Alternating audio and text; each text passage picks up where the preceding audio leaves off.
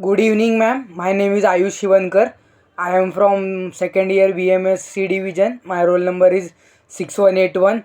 So today I am going to speak on the topic of how grammar can influence the public speaking. So in public speaking, grammar is very important as it depend on the grammar words to speak with the public. As you see how various presidents or various huge people speak English, how they clearly speak in English, and how they can clearly talk with anyone and talk with their executives effectively.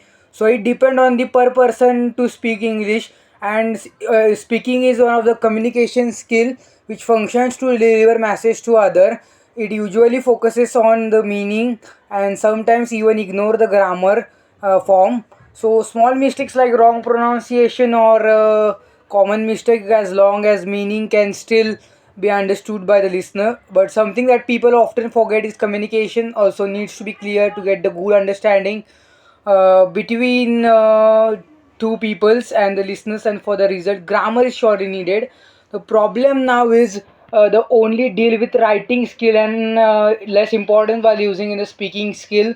These things get very serious attention when it goes to public speaking area, since it's area the speaker not only delivers the message to one's person but to mainly people. Wrong concept can be use of grammar can change the meaning, which results in misoptions towards the target the speaker going to achieve.